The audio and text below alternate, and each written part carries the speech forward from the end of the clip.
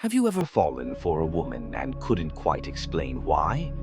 It wasn't just about beauty or charm. It felt deeper, almost mystical, like she mirrored something inside you. That's not just attraction.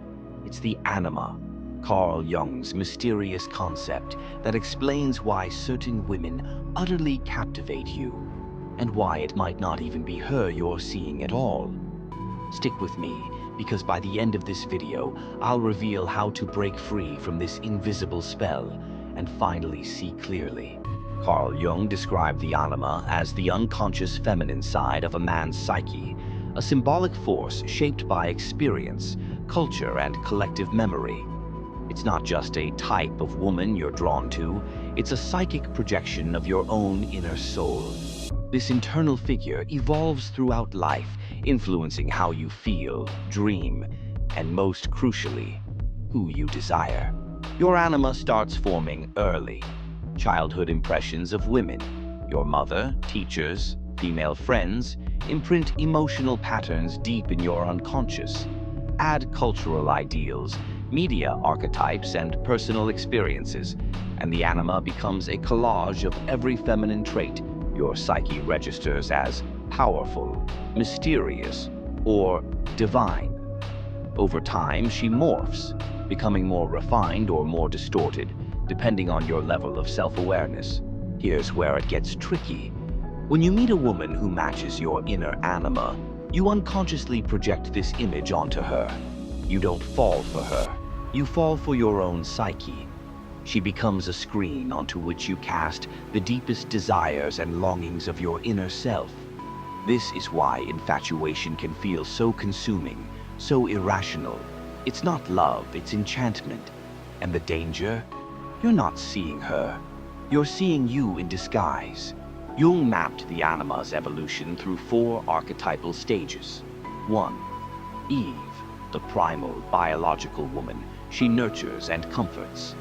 2. Helen, the seductive, aesthetic woman. She inspires desire and admiration. 3. Mary, the spiritual, virtuous woman. She awakens conscience and purpose.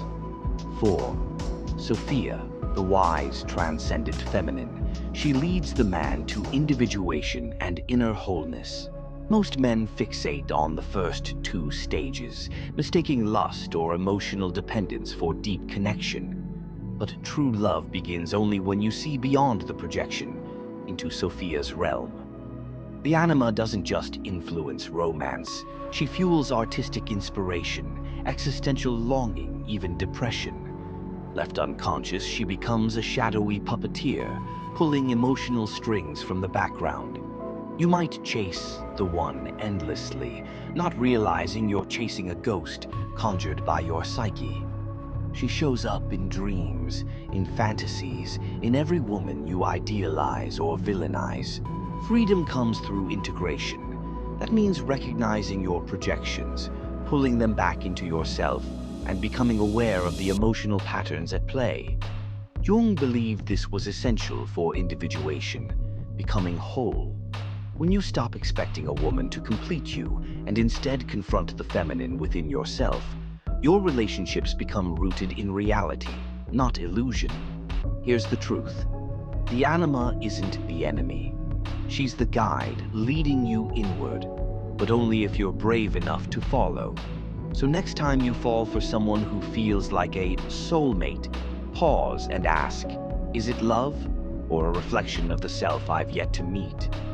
If this resonated with you, hit like, subscribe, and drop a comment below sharing your thoughts. What role has the anima played in your relationships? Let's explore the depths together.